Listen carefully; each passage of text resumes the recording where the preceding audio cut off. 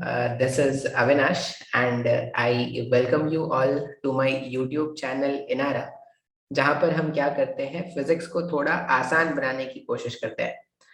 आज हम क्या करने वाले हैं? तो आज हम क्या करने वाले हैं ना, कुछ पढ़ाने नहीं वाले। आज हम क्या करेंगे, कुछ क्वेश्चंस सॉल्व करेंगे। अब कौन से क्वेश्चंस होंगे और किसके लिए होंगे ये जानना ज्यादा जरूरी है। तो जो हमारे क्लास 12th के स्टूडेंट्स हैं वो अभी कुछ एग्जाम देने वाले हैं। सीबीएसई का जो करिकुलम है उसके हिसाब से उनको एक एग्जाम देना है, ठीक है। और वो जो एग्जाम है वो सब्जेक्टिव टाइप का है। तो हमें क्या करना पड़ेगा, कुछ क्वेश्चंस जो कंसेप्चुअल क्वेश्चंस होंगे वो हमें डिस्कस करना होगा। तो मैं जितना मुझे टाइम मिलेगा मैं एक एक करके सारे चैप्टर्स का, या जो भी मेरे को सोर्स मिलेगा, देखो मेरा खुद का कोई सोर्स है नहीं, नेट से जो मेरे को मिलता है वो मैं प्रैक्टिस करा दूंगा।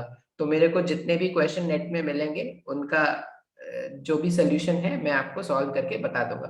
तो आज हम क्या करने वाले हैं, आज हम बात करने वाले हैं क्लास 12th का एक चैप्टर है ऑल्टरनेटिंग करंट। उस पे रिलेटेड हम क्या करने वाले हैं, कुछ क्वेश्चंस को सॉल्व करेंगे, ठीक है। तो मैं आपका टाइम ज्यादा वेस्ट नहीं करूंगा। अच्छा, अब बोलोगे सर मेरे को तो थ्योरी भी नहीं आता, तो मैं क्या करूं सर? तो मैं कोशिश करूंगा कि जो भी एग्जैक्ट कंसेप्ट की रिक्वायरमेंट होगी क्वेश्चन को सॉल्व करने के लिए मैं वो भी आपको बता दूंगा। और साथ ही साथ कोई ऑप्शन अगर क्यों गलत है, कोई ऑप्शन क्यों सही है क्यों गलत है, इसको भी मैं बताने की कोशिश करूंगा। तो चलिए स्टार्ट करते हैं। देखो, अब अगर आप देखोगे तो आपके सामने एक स्क्रीन है और इस स्क्रीन पर कुछ क्वेश्चंस हैं। अब ये क्वेश्चंस कहाँ से हैं, कहीं से तो आए होंगे, ठीक है। अब इस क्वेश्चंस को अपने को मैंने थोड़ा माइक वाइक एडजस्ट कर दिया है, ये सब करना भी जरूरी होता है। नहीं तो कुछ लोग बोलते हैं कि सर आप तो दिख ही नहीं रहे थे, क्या पढ़ा रहे थे सर, वो तो हम देख ही नहीं पाए, हम तो आपको देखने आए थे, आप दिख नहीं रहे थे। कोई नहीं, चलो स्टार्ट करते हैं। एक एक करके हम क्या करेंगे, क्वेश्चंस को सॉल्व करेंगे, पढ़ेंगे और सॉल्व करेंगे। सबसे पहला है the phase difference between the alternating current and EMF is TE/2। ये गलत है थोड़ा, ठीक है। अब कहीं से अगर आप चोरी करोगे तो वो सही सही वैल्यू मिलेगा, इतना इसकी कोई गारंटी नहीं होती। तो ये TE/2 नहीं है, ये क्या है, π/2। तो ये बोला गया है the phase difference between alternating current, current and EMF के बीच का जो फेज डिफरेंस है वो π/2 का है। विच of the following can not be the constituent of the circuit. अब कौन सा सर्किट का कंस्टिट्यूएंट नहीं हो सकता? देखो, सी अलोन। अब अगर आपको याद हो, मैंने आपको बताया था CIV/IL, ये आपको याद रखना है। अब स्टार्टिंग का जब आप CIV देखोगे तो CIV का मतलब होता है कि कैपेसिटर के केस में करंट जो होगा वो क्या करता है, वोल्टेज से लीड करता है। अगर प्योर कैपेसिटर सर्किट है, प्योर कैपेसिटर सर्किट के केस में करंट जो होगा वो वोल्टेज के फेज से π/2 एंगल आगे चलने वाला है, ठीक है। जैसे अगर ये करंट का फेज है तो जो वोल्टेज ड्रॉप कैपेसिटर के अक्रॉस होता है वो π/2 से क्या करता है, आगे चलता है करंट। अच्छा, फिर आगे का VIL, अगर ये VIL को अगर आप देखोगे तो VIL का मतलब होता है voltage leads current for inductor. अगर इंडक्टर होगा तो करंट जो होगा वो लैग करेगा और वोल्टेज जो होता है वो लीड करता है। तो इस तरह से बनाता है। करंट का फेज अगर ये था तो ये VL होता है। अब इन्होंने पूछा है कि विच of the following can not be the constituent of the circuit. अगर मेरे को π/2 का फेज डिफरेंस चाहिए तो π/2 का फेज डिफरेंस मेरे को क्या कर सकता है, मेरे को यहाँ पर मिल सकता है, प्योर कैपेसिटर सर्किट के केस में मिल सकता है और प्योर इंडक्टिव के केस में मिल सकता है। तो ऑप्शन ए अगर आप देखोगे तो ऑप्शन ए क्या है, सी ओनली। तो ये तो हो सकता है, इसमें π/2 का फेज डिफरेंस है। एल अलोन, इसमें भी हो सकता है, एल अलोन में भी हो सकता है। L and C, L and C जो है ये एलसी ऑसिलेशन में आपने पढ़ा होगा। तो एल और सी में अगर हो रहा है तो एल और सी का जो कॉम्बिनेशन होगा, एल और सी का जो कॉम्बिनेशन होगा, जैसे मान लो अगर मैं बोल दूं कि कैपेसिटेंस का वैल्यू ज्यादा है, तो अगर कैपेसिटेंस का वैल्यू ज्यादा है तो एक फेजर में आप शायद जानते होंगे कि ये जो वोल्टेजेस होते हैं इनको हम क्या करते हैं, वेक्टर मान लेते हैं। तो अगर कैपेसिटर के अक्रॉस वोल्टेज ड्रॉप ज्यादा है तो VC का वैल्यू ज्यादा होगा, VL का वैल्यू कम हो जाएगा। तो VL माइनस VC इस तरफ आ जाएगा, ये जो VL माइनस VC है वो इस तरफ आ जाएगा। तो इस केस में भी क्या हो जाएगा, करंट और वोल्टेज के बीच में फेज डिफरेंस जो है वो π/2 का दिखना स्टार्ट होगा। अच्छा, R एंड L में देखो, ये जो रेजिस्टेंस है ना, अगर आपको पता हो तो प्योर रेजिस्टर सर्किट के केस में वो जो वोल्टेज होगा वो क्या होता है, वो करंट के साथ फेज में होता है। तो अगर आर और एल आ गया, अगर ये आर भी है और एल भी है, तो वो जो नेट वोल्टेज होगा ना वो वीएल और वीआर का रिजल्टेंट होता है। तो अगर नेट वोल्टेज इधर कहीं पर है, इस केस में अगर आप देखोगे तो वो जो फेज डिफरेंस है वो पाई/2 नहीं है। तो आंसर क्या है? Correct answer is R and L, ये हमारा आंसर है। ठीक है, चलिए नेक्स्ट क्वेश्चन में आते हैं। अब हो सकता है मैं थोड़ा जल्दी जल्दी बोल रहा हूँ, तो आप क्या करना, लेक्चर के पेस को थोड़ा कम कर लेना और देख लेना, या अगर मैं धीरे धीरे बोल रहा हूँ तो आप लेक्चर के पेस को बढ़ा लेना। यूट्यूब का ना ये फायदा है। Okay, second question is, in an LCR series AC circuit the voltage across each of the component L, C and R is 50 volt। अच्छा, मतलब इन्होंने VL का वैल्यू, VC का वैल्यू और VR का वैल्यू, सबका वैल्यू इन्होंने 50 वोल्ट्स का बता दिया है। The voltage across the LC combination will be. अब फिर से अगर आप फेजर देखोगे तो ये करंट, ठीक है, जिधर करंट होता है उधर VR होता है।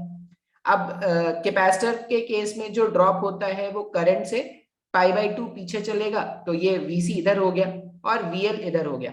अब अगर आप देखोगे तो अकॉर्डिंग टू क्वेश्चन VL और VC का वैल्यू एक जैसा है, और अगर मैं इनको वेक्टर्स मान रहा हूं, जितना मेरे पास वेक्टर आगे की तरफ है उतना ही वेक्टर नीचे की तरफ है, तो इन दोनों का जो रिजल्टेंट है वो एक दूसरे को कैंसिल आउट कर देगा। अगर इन दोनों का रिजल्टेंट एक दूसरे को कैंसिल आउट कर रहा है तो उस केस में क्या हो जाएगा, the voltage across LC combination will be क्या हो जाएगा, ये जितना ऊपर है ये उतना ही नीचे है, तो एलसी कॉम्बिनेशन का जो रिजल्टेंट है वो हो जाएगा 0। तो सेकंड वाले क्वेश्चन का करेक्ट आंसर क्या होना चाहिए? 0 होना चाहिए। जितना ये, जैसे ये करंट से पाई/2 फेज आगे चल रहा है, ये करंट से पाई/2 फेज पीछे चल रहा है, ये दोनों जो है ना, जब 180 डिग्री का फेज डिफरेंस होता है उसको बोलते हैं आउट ऑफ फेज। तो ये VL और VC आउट ऑफ फेज है, तो ये एक दूसरे के इफेक्ट में कैंसिल आउट कर देंगे, तो एलसी कॉम्बिनेशन में जो वोल्टेज अक्रॉस होगा वो हो जाएगा 0। तो ये सेकंड क्वेश्चन का आंसर है। थर्ड क्वेश्चन देखते हैं। थर्ड क्वेश्चन अगर आप देखोगे, physics MCQ with answer for class 12, ये मैंने कहीं से चोरी किया है, तो इतना मेरे पास टाइम नहीं था कि मैं एडिट करता, तो मैंने ऐसे ही बता दिया। An AC circuit has a resistance of, सबसे पहला वैल्यू जो उन्होंने बताया है, उन्होंने बता दिया कि रेजिस्टेंस जो है वो 12 ओम का है, एंड एन इम्पीडेंस ऑफ, और Z का वैल्यू उन्होंने बता दिया 15 ओम का। The power factor of the circuit will be, power factor आपको याद रखना पड़ेगा। पावर फैक्टर जो है, जब हम पावर कैलकुलेट करते हैं ना, ऑल्टरनेटिंग करंट वाले चैप्टर में जब आपने पावर कैलकुलेट किया होगा तो पावर का वैल्यू ऐसा आया होगा, VRMS IRMS into cos pi. ठीक है, और ये कॉस पाई जिसको हम पावर फैक्टर बोलते हैं, पावर फैक्टर कैलकुलेट करने का फॉर्मूला होता है R/Z। अब अगर आप इसको ध्यान से देखोगे तो question, according to question, the value of resistance is 12 and the value of Z is 15। तो R/Z जब मैं सॉल्व करूंगा तो ये कितना हो जाएगा, ये हो जाएगा 12/15। अच्छी बात है, 3 से दोनों कैंसिल आउट हो जाएंगे तो गायब कर देते हैं, ये हो जाएगा 4 और ये हो जाएगा 5। 4/5, 4/5 सर 0.8 होता है, ऐसा कुछ दिख रहा है क्या सर? सर बिल्कुल दिख रहा है सर। तो क्वेश्चन नंबर 3 का करेक्ट आंसर हो जाएगा 0.8। और भी कोई क्वेश्चन है क्या इसमें? नहीं। अगर इसमें क्वेश्चन नहीं है तो चलते हैं नेक्स्ट पेज की तरफ। हो सकता है मैं थोड़ा जल्दी जल्दी बोलूं। अब ये क्या हो गया भाई, इतनी छोटी दुनिया है, इस दुनिया को क्या करना है, थोड़ा बड़ा करना है, तो इस दुनिया को थोड़ी बड़ी कर देते हैं। नेक्स्ट क्वेश्चन देखो, in an AC circuit the voltage applied is S is equal to, ठीक है, इन्होंने बस वो थोड़ा अजीब तरीके से लिखने का कोशिश किया है, कुछ थोड़ा बहुत गलत होगा तो मैं कोशिश करूंगा कि अगर वो उसको सही कर सकूं तो S is equal to S0 sine omega t होगा ये। ठीक है, ये ऐसा कुछ होना चाहिए, S is equal to S0 sine omega t। ठीक है, मतलब जो EMF तुम E के टर्म्स में देखते थे ना, उसको इन्होंने S के टर्म्स में लिख दिया है। And the resulting current in the circuit is, current जो है वो है, ये 70 नहीं होगा, ये I0 होगा, करंट है तो I0 होगा, साइन, फिर यहां से कॉट नहीं है, ये है ओमेगा t माइनस कुछ फेज डिफरेंस होगा। ठीक है, ये NIL लिखा है, पता नहीं क्या है। The power consumption in the circuit is given by, अच्छा, अब इस सर्किट में अपने को क्या करना है, पावर कंजम्पशन देखना है। तो पावर कंजम्पशन, अब ये जो भी फेज होता ना, जैसे ये जो भी फाई होता, मान लो मुझे नहीं पता कि ये क्या है लिखा हुआ है एक्चुअल में, तो मैंने इसको क्या कर दिया, मैं इसको स्टैंडर्ड बता देता हूँ, ठीक है, उसके हिसाब से जो भी होगा आप सॉल्व कर लेना। आपके पास ईएमएफ का इक्वेशन गिवन है, E not sine omega T, ये S is equal to S naught sine omega T, ये ई के टर्म्स में ही होता है जनरली, ऐसा होगा, E is equal to E not sine omega T, और I is equal to I not sine omega T minus five, ऐसा कुछ गिवन, ठीक है। जब आप एवरेज पावर या जब आप पावर का फॉर्मूला देखोगे, तो एवरेज पावर का जो फॉर्मूला आता है वो ऐसा आता है, ई आर एम एस। अब आर एम एस अगर मैक्सिमम वैल्यू गिवन है तो आर एम एस कैसे फाइंड आउट करेंगे, तो ई नॉट बाई रूट टू कर देंगे, इधर आई नॉट बाई रूट टू कर देंगे, और कॉस फाई। अब ये फाई क्या होता है, तो ईएमएफ और करंट के बीच में जो फेज डिफरेंस होता है उसी को हम फाई बोलते हैं। तो इस वाले केस में तो साफ साफ दिख रहा है सर, जो फेज है वो फाई है। मच्छर भी काट रहा है यार, पढ़ाने नहीं दे रहा है। एक तो मैं रात का इंतजार करता हूँ कि कब थोड़ा माहौल शांत होगा तो अपन पढ़ाएंगे, लेक्चर रिकॉर्ड करेंगे, तो रात में अब मच्छर परेशान करना स्टार्ट कर रहे हैं। बहुत तकलीफ है भैया, बहुत तकलीफ में जी रहे हैं, कोई बात नहीं। तो इस तरह से हम क्या कर सकते हैं, एवरेज पावर को लिखेंगे E not by root two I not by root two into cos phi. अब अलग अलग वैल्यू ऑफ कॉस फाई के लिए आपका वैल्यू अलग अलग हो जाएगा। जैसे यहाँ पे जो पावर आएगा वो आ रहा है E not I not, E not I not divided by two into cos phi. अब मान लो अगर ये जो कॉस फाई का वैल्यू, अगर ये फाई, अगर इन दोनों के बीच का phase difference pi by two होता, मतलब ये फाई का वैल्यू अगर पाई बाई टू होता, तो cos pi by two put करते, cos pi by two put करते तो वो क्या हो जाता, cos pi by two zero हो जाता, तो उस केस पे पावर जो होता वो जीरो हो जाता। वो होता है कैपेसिटर, प्योर कैपेसिटिव और प्योर इंडक्टिव केस में कॉस फाई का वैल्यू जीरो हो जाएगा, मतलब वहां पे फाई 90 डिग्री का बनता है। हमने देखा था कि करंट और वोल्टेज के बीच में फेज डिफरेंस जो होता है वो पाई बाई टू का होता है, ठीक है। नॉर्मल आरएल सर्किट में या आरसी सर्किट में कुछ ना कुछ फेज होगा। अब जैसा जो भी वैल्यू होगा आप उस फाई का वैल्यू पुट करना, जनरली यहाँ पे गिवन होता है, उसके हिसाब से आप अपना आंसर पुट कर देना। देखो ये क्वेश्चन नंबर 4 जो है ये थोड़ा डाउट वाला इसलिए रह गया क्योंकि यहाँ पे इन्होंने कुछ भी लिख दिया है, ठीक है। बात होती है बुरा करने की, तो इन्होंने बहुत ही बुरा कर दिया है यहाँ पे, इसलिए हम क्या करते हैं, ऐसा छोड़ देते हैं। डिपेंडिंग ऑन, मैंने आपको बता दिया है किस तरह से आप इसको हैंडल करोगे। चलो भाई साहब नेक्स्ट क्वेश्चन पर आते हैं। Physics MCQ for class 12 chapter wise with answer PDF question 5। अब क्वेश्चन 5 में देखो क्या है। क्वेश्चन 5 में देखोगे तो in an LCR circuit capacitance is changed from C to twice of C. इन्होंने बोला कि एलसीआर सर्किट में कैपेसिटेंस जो पहले सी था उसको मैंने चेंज करके ट्वाइस ऑफ सी कर दिया है, for resonant frequency to remain unchanged. अच्छा, मान लेते हैं पहले का जो रेजोनेंट फ्रीक्वेंसी था वो था ओमेगा नॉट, और उस ओमेगा नॉट का वैल्यू था one divided by root over of LC.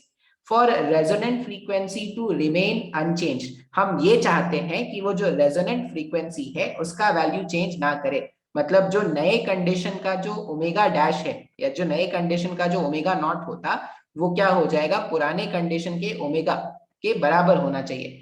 The inductance should be change from L two. अब अगर डेफिनेटली आपने कैपेसिटेंस को चेंज किया है तो जो एल का वैल्यू होगा वो भी चेंज हो जाएगा। तो नया एल क्या हो जाए जिससे जो नया ओमेगा डैश है वो पुराने ओमेगा के बराबर हो जाए। तो यहाँ पे क्या करेंगे, इसको ऐसा लिख देते हैं sir, one divided by root over में एल डैश, और जो नया कैपेसिटेंस वो कितना है, वो तो ट्वाइस ऑफ सी है, equals to one divided by root over में एल इंटू सी। जब आप इसको सिंप्लीफाई करोगे तो देखो ये सी से सी गायब हो जाएगा, शीशे से शीशा टकराए, सी से सी ये गायब हो जाएगा। तो एल डैश का वैल्यू अगर आप यहाँ पर सिंप्लीफाई करोगे ना, तो यहाँ पर एल डैश का वैल्यू लाने के लिए थोड़ा स्क्वायरिंग नहीं कर लेते हैं, थोड़ा मैथमेटिक्स यहाँ पे अपना मैथमेटिक्स का जलवा दिखा देते हैं। तो one divided by two times of L dash जो है वो वन बाई एल के बराबर आ रहा है। अपने को तो एल डैश चाहिए सर, तो एल डैश जो होगा वो हो जाएगा एल डिवाइडेड बाई टू। ये हमारा आंसर होगा। अब अगर कोई ऑप्शन मैच कर गया ना तो बहुत ही खुशी लगेगी। हाँ बिल्कुल एक ऑप्शन मैच कर रहा है सर, ऑप्शन सी मैच कर रहा है, एल बाई टू, ठीक है। अब देखो ये सब में ना ये बताना नहीं चाहिए कि 4L क्यों नहीं हुआ सर। कोई पूछेगा सर इस वाले क्वेश्चन में 4L क्यों नहीं हुआ, अरे क्यों नहीं हुआ भैया, तुम्हारे सामने तो सॉल्व करके दिया है। अब तुम बोलोगे सर 4L क्यों नहीं आया, क्यों नहीं आया इसका कोई आंसर नहीं है। ओके, क्वेश्चन नंबर 6 देखो। The core of any transformer is laminated so as to. अच्छा, एक तुमने पढ़ा होगा एडी करंट। एडी करंट क्या होता है ना, एडी करंट जैसे एडी करंट में ऐसा समझ लो कि अगर एक लूप लेते थे, तो लूप में करंट फ्लो करता था।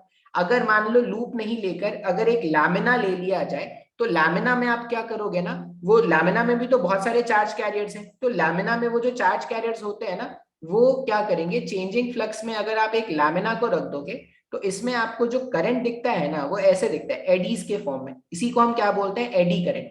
अब अगर इस एडी करंट के कारण ना हीटिंग लॉस होना स्टार्ट हो जाता है, तो इसीलिए हम क्या करते हैं, हम चाहते हैं कि वो जो एडी करंट है वो मिनिमाइज कर सके, इसलिए हम कोर के ट्रांसफॉर्मर को लैमिनेट करते हैं। तो देखो क्या क्या ऑप्शंस गिवन है। Reduce the energy loss due to eddy current, बिल्कुल सही बात है, ठीक है, ये याद रखेंगे। ट्रांसफॉर्मर को लैमिनेट इसलिए किया जाता है क्योंकि जो एडी करंट के कारण जो लॉस होगा उसको मिनिमाइज किया जा सके। मेक इट लाइट वेट, यहाँ पे भाई वहां पे उसको उठाना थोड़ी है, मेक इट लाइट वेट ये गलत ऑप्शन है। Make it robust and strong, ये भी कोई समझदारी वाली बात नहीं कि रोबस्ट और उसको स्ट्रॉन्ग बना रहे। भाई तुम अगर उसको काट रहे हो, लैमिनेट का मतलब ऐसा कर देंगे, वो जो कॉइल है उसको ऐसा कर देंगे, ये लैमिनेट कर देंगे, तो तुम जब इसको लैमिनेट करोगे तो वो स्ट्रॉन्ग तो नहीं हो रहा। इंक्रीज द सेकेंडरी वोल्टेज, ये सब फालतू की बातें हैं, कोई सेकेंडरी वोल्टेज वो इंडक्शन के बाद जो म्यूचुअल इंडक्शन से जो वोल्टेज आएगा उसको उसका वैल्यू बढ़ेगा क्या, नहीं, उसका वैल्यू नहीं बढ़ेगा, उल्टा कम हो जाता है एडी करंट के कारण। तो एडी करंट से जो लॉस होगा उसको बचाने के लिए हम क्या करते हैं, उसको लैमिनेट कर देते हैं। तो this was question number 6। Next हमारे पास क्वेश्चन है क्वेश्चन नंबर 7। क्वेश्चन नंबर 7 में बोला गया है in an AC generator, AC generator के बारे में बात किया है। A coil with capital N number of turns all of same area A and total resistance R rotate with frequency omega in a magnetic field B, the maximum value of B is, ये ना याद रखना पड़ेगा, N A B omega होता है ये, ठीक है। एन यहाँ पर नंबर ऑफ टर्न्स है, ए यहाँ पर एरिया होगा, बी यहाँ पे मैग्नेटिक फील्ड का स्ट्रेंथ है, और ओमेगा यहाँ पे जिस फ्रीक्वेंसी से वो रोटेट कर रहा है। सीधा सा लॉजिकल बात है ना, अगर दो मैग्नेटिक पोल्स के बीच में आप अपने कॉइल को रोटेट करने के लिए छोड़ दोगे, तो कॉइल क्या करेगा, जैसे जैसे रोटेट करेगा वो फ्लक्स को कट करना स्टार्ट करेगा, मैग्नेटिक फ्लक्स जो इस कॉइल से लिंक होता है वो चेंज होना स्टार्ट होगा। अब उस केस में वो जो इंड्यूस्ड ईएमएफ जनरेट होता है ना, इंड्यूस्ड ईएमएफ जो जनरेट होता है उसका जो वैल्यू हम फाइंड आउट जब आप करोगे, ई डॉट, पहले तो आप फ्लक्स फाइंड आउट करोगे, बी डॉट ए लगा के फ्लक्स फाइंड आउट करोगे, फिर D phi upon D T जब कैलकुलेट करोगे तो N A B omega sine omega T, ऐसा कुछ उसका इक्वेशन बनता है। तो मैक्सिमम वैल्यू अपने से पूछा गया है, तो साइन ओमेगा टी मैक्सिमम 1 होता है, तो एन ए बी ओमेगा इसका क्या हो जाएगा, आंसर हो जाएगा, ठीक है। इसका ऑप्शन शायद नेक्स्ट पेज में गिवन हो, ठीक है। तो हम क्या करते हैं, नेक्स्ट पेज जाके देखते हैं। पहले तो दुनिया थोड़ी बड़ी करनी पड़ेगी अपने को, इतनी बड़ी दुनिया चलेगी अपने पास। एन ए बी ओमेगा, हाँ सर देखो N A B omega option B जो है वो मैच कर रहा है, ठीक है सर। क्वेश्चन नंबर 8 पर आते हैं। If coil is open, coil को खुला छोड़ दिया, then L and R becomes, देखो अगर तुमने ना कॉइल है, मान लो ये जो हमारे पास कॉइल था ऐसा, अगर आपने कॉइल को ओपन छोड़ दिया, उस केस में क्या होगा, इसमें कोई करंट जाएगा नहीं। अगर इसमें कोई करंट जाएगा नहीं तो ये अपोज करेगा नहीं, अगर अपोज किया नहीं तो इसका सेल्फ इंडक्टेंस कितना हो गया, 0 हो गया। सेल्फ इंडक्टेंस अगर आप देखोगे ना, तो सेल्फ इंडक्टेंस डायरेक्टली प्रोपोर्शनल है एन स्क्वायर पे, और सेल्फ इंडक्टेंस डायरेक्टली प्रोपोर्शनल है आई पर। तो अगर ओपन सर्किट है उस केस में क्या हो जाएगा, उस केस में करंट का वैल्यू 0 हो गया। अगर करंट 0 हो गया तो एल का वैल्यू क्या होना चाहिए, 0 होना चाहिए। और तुम्हें पता है भाई साहब, अगर ओपन सर्किट है तो ओपन सर्किट का जो रेजिस्टेंस वैल्यू होता है वो टेंडिंग टू इन्फिनाइट होता है। तो if coil is open then L and R become, L तो 0 हो गया और आर क्या हो जाएगा, इन्फिनिटी हो जाएगा। तो ऑप्शन बी करेक्टली मैच कर रहा है। तो for question number 8 the correct answer is option B. Next question पर आते हैं। देखो मैं थोड़ा जल्दी जल्दी बोल रहा हूं, अगर ऐसा होगा कि शायद कुछ नहीं समझ में आए तो तुम मेरे को ना मैसेज करके पूछ लेना कि सर मेरे को ये आप दोबारा से समझा दो, मैं समझा दूंगा, ठीक है।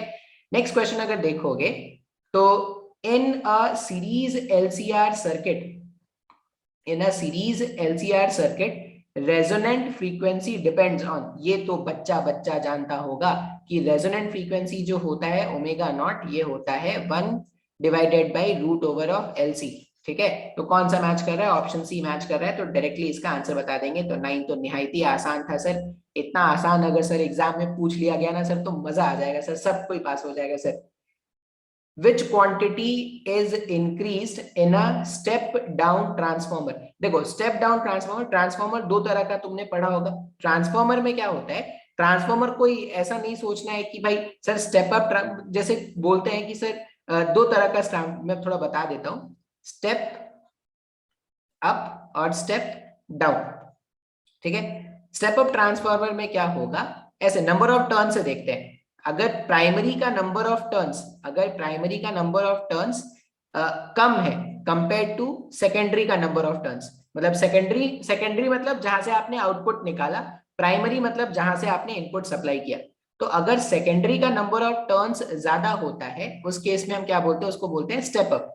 अगर प्राइमरी का नंबर ऑफ टर्न्स ज्यादा है, उसमें हम, उस केस में हम उस तरह के ट्रांसफॉर्मर को क्या बोलते हैं, स्टेप डाउन। अच्छा, अब स्टेप अप ट्रांसफॉर्मर में क्या होता है, वो जो आउटपुट वोल्टेज होगा, वो जो आउटपुट वोल्टेज होगा उसका वैल्यू क्या होगा, ज्यादा मिलेगा। आउटपुट वोल्टेज मतलब सेकेंडरी से जो आउटपुट मिलेगा उसका वैल्यू ज्यादा मिलेगा इनपुट वोल्टेज के करस्पॉन्डिंग। तो प्राइमरी का जो वोल्टेज है उसके करस्पॉन्डिंग में सेकेंडरी वोल्टेज ज्यादा होगा।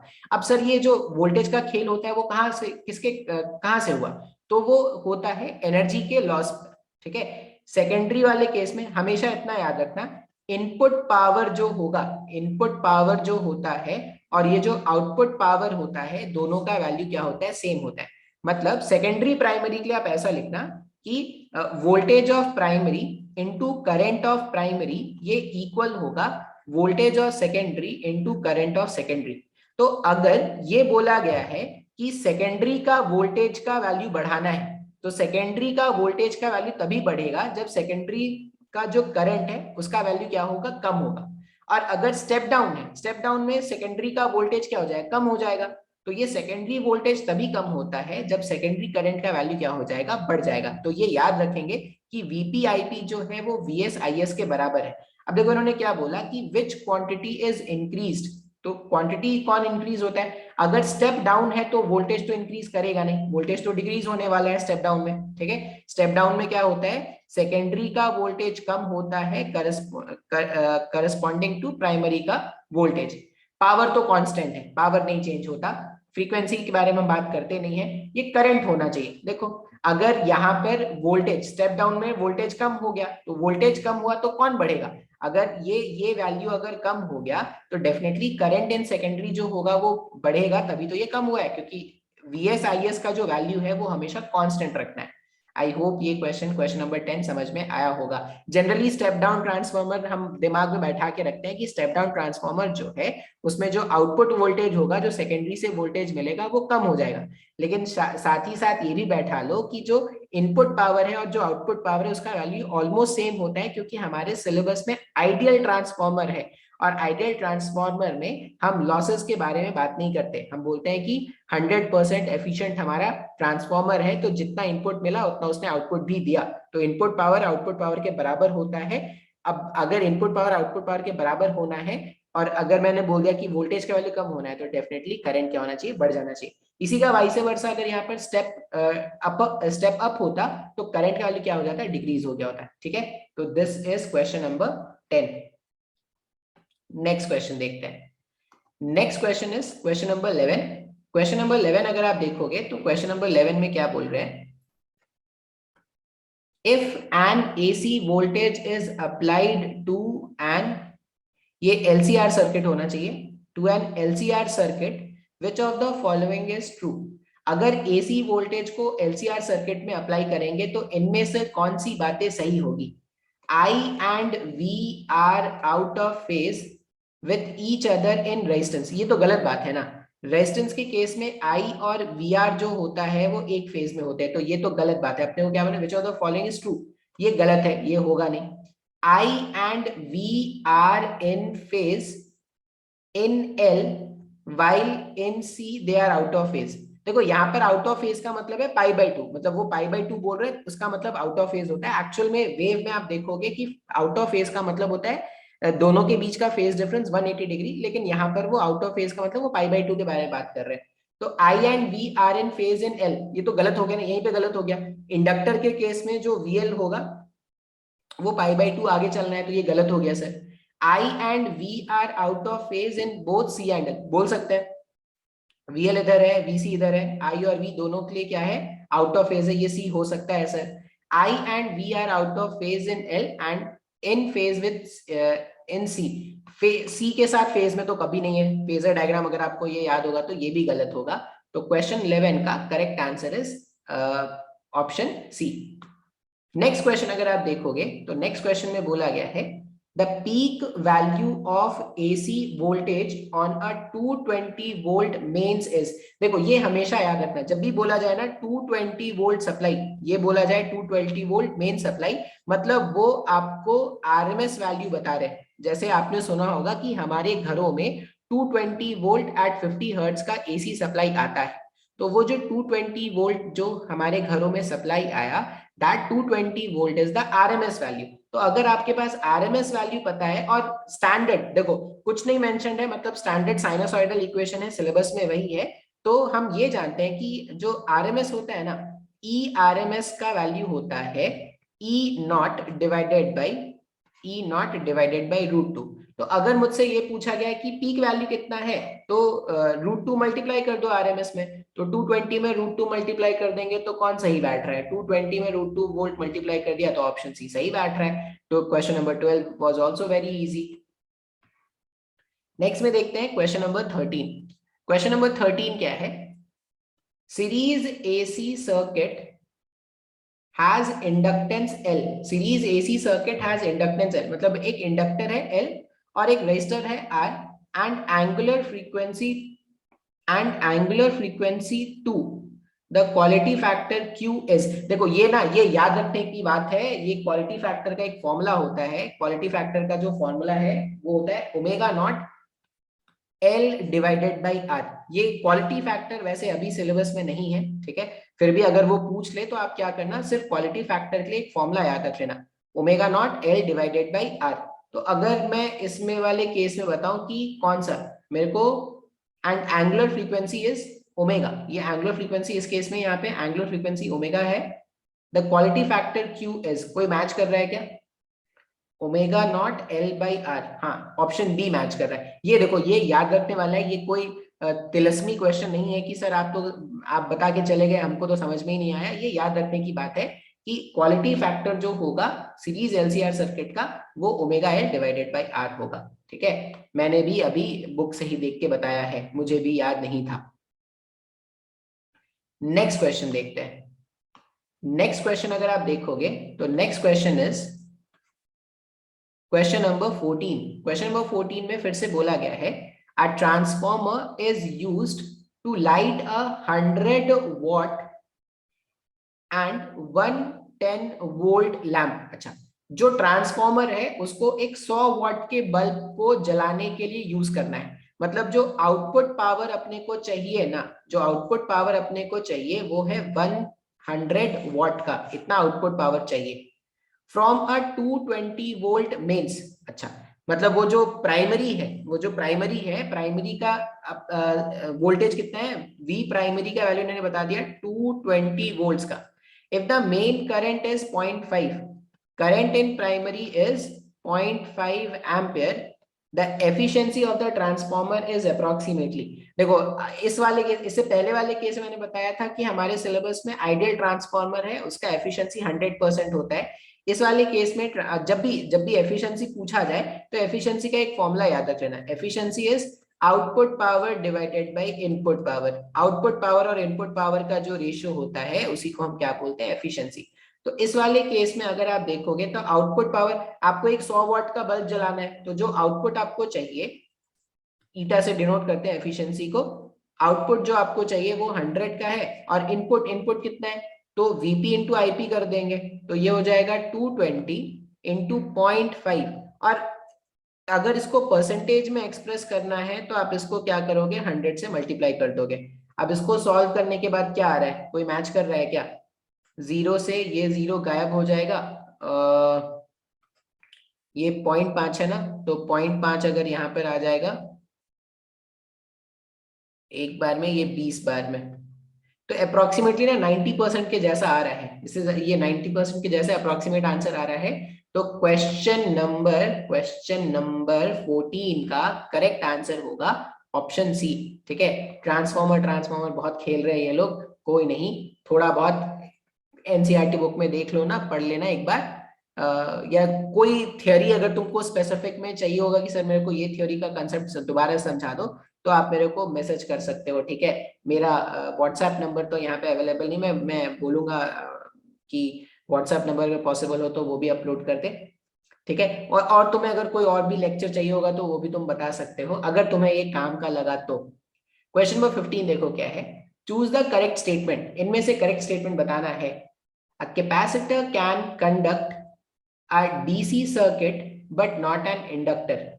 कैपेसिटर देखो, आपने सुना होगा कि वो जो एक्स सी का वैल्यू है वो 1/ओमेगा सी लिखते हैं, बिल्कुल सर, मैं इसको अलग कलर से दिखा देता हूँ। एक्सी का वैल्यू है 1/ओमेगा सी।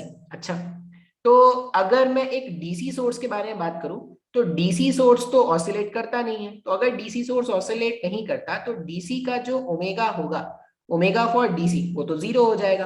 तो अगर डीसी का ओमेगा 0 हो गया, मतलब एक्सी का value in the case of DC circuit क्या हो जाएगा, ये टेंडिंग टू इन्फिनाइट हो जाएगा क्या? अब अगर एक्सी इन्फिनाइट रेजिस्टेंस ऑफर करने वाला है डीसी सर्किट में, इसका मतलब कैपेसिटर जो होगा कैन कंडक्ट अ डीसी, ये तो गलत बात हो गया ना। कैपेसिटर जो है वो डीसी को कंडक्ट नहीं कर पाएगा, क्यों नहीं कंडक्ट कर पाएगा? क्योंकि कैपेसिटर का जो रिएक्टेंस वैल्यू है डीसी के केस में वो टेंडिंग टू इन्फिनिटी हो जाएगा, तो ये तो गलत है।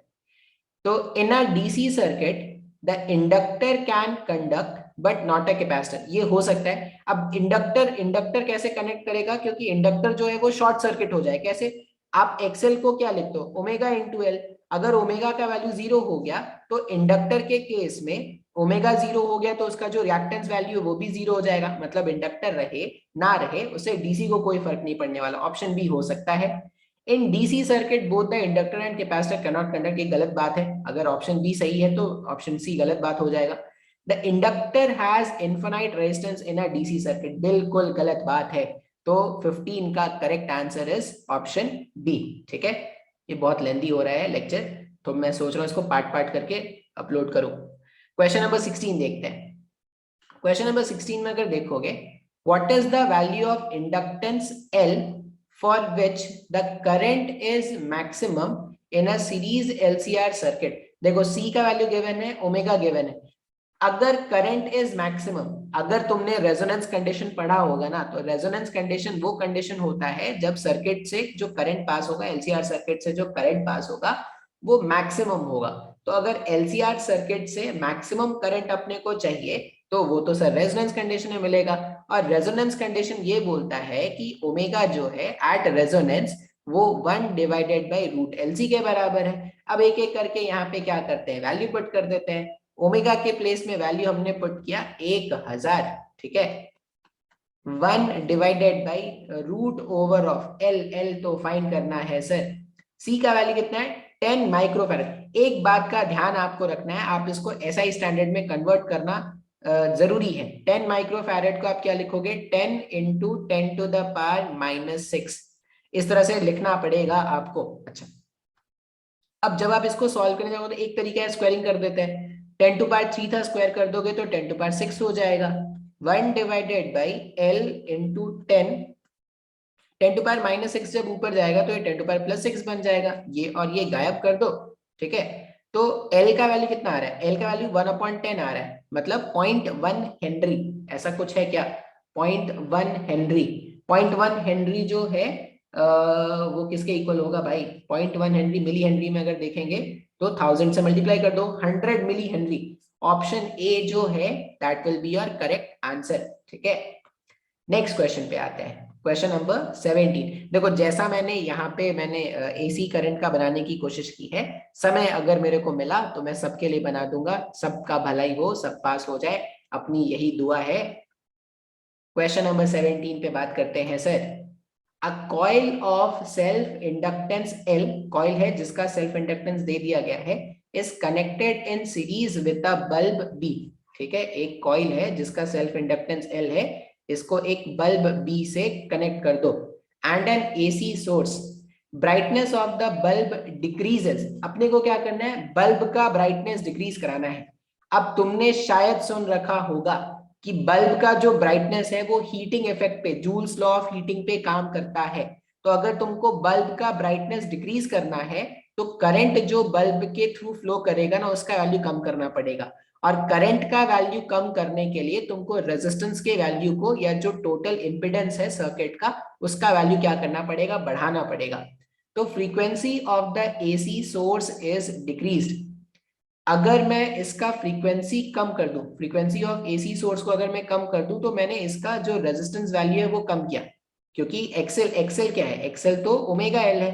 तो अगर तुम फ्रीक्वेंसी कम करो तो इसको कम कर रहे हो, उस केस में तो ये तो उल्टा इफेक्ट हो गया ना। अगर तुमने इंपीडेंस कम किया तो करंट का वैल्यू बढ़ जाएगा, करंट का वैल्यू बढ़ जाएगा, ज्यादा करंट मिलेगा बल्ब को, बल्ब भग भगा के ग्लो करेगा, मतलब बहुत ही भयंकर तरीके से ग्लो करेगा। तो ऑप्शन ए तो गलत हो गया सर। ये क्यों उड़ रहा है, तू जा भाई अपने जगह में। अरे ये जा ही नहीं रहा है। हाँ, ये तो गलत हो गया सर। ऑप्शन बी अगर देखोगे, number of turns in the coil is reduced. अच्छा, ये L जो है, अगर आप देखोगे तो L is directly proportional to n square and I। तो अगर आपने क्या कर दिया, नंबर ऑफ टर्न्स को रिड्यूस कर दिया, अगर आपने नंबर ऑफ टर्न्स को रिड्यूस कर दिया, ये वैल्यू इंक्रीज हो गया, मतलब सॉरी, ये नंबर ऑफ टर्न्स डिक्रीज होने का मतलब है सेल्फ इंडक्टेंस का जो वैल्यू है ओमेगा एल में, जो एल का वैल्यू है वो कम कर दिया। फिर से एल का वैल्यू अगर तुमने कम किया तो ये जो एक्सएल है, एक्सएल का वैल्यू कम हो गया। अगर तुमने इंपिडेंस घटाया तो सर्किट का करंट बढ़ा, सर्किट का करंट अगर बढ़ा मतलब बल्ब तो और ब्राइट ग्लो करेगा सर। तो ऑप्शन बी भी क्या है, गलत है, ये भी नहीं हो सकता। नेक्स्ट में देखते हैं। नेक्स्ट में अगर आप देखोगे तो हमारे पास क्या है, ऑप्शन ही नहीं है, कहाँ है। A capacitance of reactance XC is equal to XL। अरे XC is equal to XL तो सर इंडक्टेंस का वैल्यू हो गया। इस केस में तो जो करंट होता है वो मैक्सिमम होता है, तो करंट अगर मैक्सिमम हो गया तो बल्ब कहां से धीरे धीरे ग्लो करेगा, बल्ब तो झकझगा के ग्लो करेगा सर। तो ऑप्शन सी भी गलत हो गया, अब ऑप्शन डी होना चाहिए। And iron rod is inserted in the coil. अगर तुम आयरन रॉड को इंसर्ट करते हो, अगर तुम आयरन रॉड को इंसर्ट करते हो तो तुमने क्या कर दिया, इसके एल के वैल्यू को इंक्रीज कर दिया। ये जो एल होता है ना, ये बीच में कौन सा मीडियम रखा हुआ है इस पे भी डिपेंड करता है, mu naught into mu r. अगर आयरन रॉड को प्लेस कर दोगे, पहले एयर था तो म्यू नॉट था, अब ये म्यू आर भी आ गया उसके कारण, तो म्यू आर के कारण इस एल का वैल्यू क्या हो जाएगा, इंक्रीज हो जाएगा। अगर एल का वैल्यू इंक्रीज हुआ, अगर एल का वैल्यू इंक्रीज हुआ तो क्या होगा, तो क्या होगा सर, एल का वैल्यू इंक्रीज हो गया तो एल का वैल्यू इंक्रीज हुआ ना, तो वो जो एक्सएल का वैल्यू है वो क्या हो जाएगा, इंक्रीज कर जाएगा। एक्सएल का वैल्यू इंक्रीज कर गया मतलब सर्किट का इंपिडेंस बढ़ा दिया मैंने, सर्किट का इंपिडेंस बढ़ा दिया मतलब सर्किट का करंट कम हो जाएगा, सर्किट का करंट कम हो जाएगा मतलब बल्ब जो है वो धीरे धीरे ग्लो करेगा। तो जो बल्ब को धीरे धीरे ग्लो कराना चाहते थे, तब से मर रहे थे बल्ब को धीरे धीरे ग्लो कराने के लिए, वो यहां से अचीव हो सकता है। नेक्स्ट क्वेश्चन देखते हैं, question number 18। The reactance of a capacitor C is X, मतलब X इज इक्वल टू 1/ओमेगा C इन्होंने बताया है। If both the frequency and capacitance be doubled, इसको भी डबल कर दो, इसको भी डबल कर दो, कर देते हैं। तो जो नया x डैश होगा ये हो गया 2 ओमेगा, और इसको भी डबल करना है तो ये 4 ओमेगा C। तो जो x डैश है ना सर, वो तो दिख रहा है वो x डिवाइडेड बाई 4 है। तो अगर दोनों को आपने 2 गुना कर दिया ना, तो जो नया रिएक्टेंस होगा वो क्या हो जाएगा, x डिवाइडेड बाई 4 हो जाएगा। ये लग रहा है x डिवाइडेड बाई 4। तो ऑप्शन डी जो होता वो करेक्ट आंसर होता। देखो इसमें मैं नहीं बता सकता कि सर x क्यों नहीं हुआ, 2x क्यों नहीं हुआ, 4x क्यों नहीं हुआ, इसमें एक्सप्लेन कर नहीं सकता, इसलिए नहीं कर रहा। ये कैलकुलेशन तुम्हारे सामने रख दिया है। क्वेश्चन 19 देखते हैं सर। क्वेश्चन 19 अगर आप देखोगे, a transformer works on the principle of converter, E का होत है सर, ऐसा तो कभी सुन भी ना किए हैं। देखो जब नहीं समझ में आया ना तो एलिमिनेशन में चले जाएंगे। A transformer works on the principle of converter, inverter, ये सब कन्वर्टर इन्वर्टर तो अपने सिलेबस में था ही नहीं सर। म्यूचुअल इंडक्टेंस, बिल्कुल सही बात है सर। ट्रांसफार्मर जो है वो म्यूचुअल इंडक्टेंस पे काम करता है। दो कॉइल पास पास में रखे होते हैं, एक में करंट सप्लाई करते हैं, दूसरे को ऐसे ही छोड़ देते हैं। तो जो जिसको ऐसे ही छोड़ देते हो उस अभागे में भी क्या होता है, म्यूचुअल इंडक्टेंस के कारण वोल्टेज डेवलप होना स्टार्ट होता है। ठीक है, तो क्वेश्चन 19 का correct answer is option C. Question 20, थोड़ा लेक्चर बड़ा हो रहा है तो 20 तक इसमें रखते हैं, फिर नेक्स्ट वाले में और करेंगे। ठीक है, मेरा भी बोल बोल के गला गया हुआ है। 53 क्वेश्चंस थे शायद, मैंने जहां से देखा था। The line that draws power supply to your house from street has zero average current. Line जो पावर सप्लाई से हमारे में देखा 220 वोल्ट एवरेज वोल्टेज, नहीं एवरेज वोल्टेज नहीं है इसका, 220 वोल्ट एवरेज नहीं है, वो आरएमएस वैल्यू है। Voltage and current out of phase by 90 degree, नहीं नहीं नहीं नहीं, आउट ऑफ फेज 90 डिग्री हो जाएगा पावर फैक्टर। हमेशा याद रखना, पावर फैक्टर जो होना चाहिए वो मैक्सिमम होना चाहिए, ज्यादा से ज्यादा होना चाहिए। अगर 90 हो जाएगा तो उस केस में पावर फैक्टर जीरो हो जाएगा। Voltage and current are in phase, ये बोल सकते हैं। नहीं नहीं नहीं नहीं, जीरो भी तो होता है ना, ये जीरो एवरेज करंट होता है, साइनोसॉइडल आता है। अगर साइनोसॉइडल आ रहा है तो पूरे साइकिल में क्या होता है, वो तो एवरेज करने पे जीरो ही हो जाता है ना। तो ऑप्शन ए सबसे जानदार ऑप्शन लग रहा है, तो ऑप्शन ए जो होगा वो करेक्ट आंसर होगा। Voltage and current are in phase, ये किसी एक के बारे में बात करेंगे ना, या तो बोलेंगे वोल्टेज के बारे में या ये में। वैसे ये भी सही है, लेकिन इस वाले के लिए ये रिलेट नहीं करता, इस वाले के लिए यही रिलेट करता है कि जीरो एवरेज करंट होगा। ठीक है, तो इतना ही रहने देते हैं, नेक्स्ट वाले लेक्चर में देखेंगे फिर।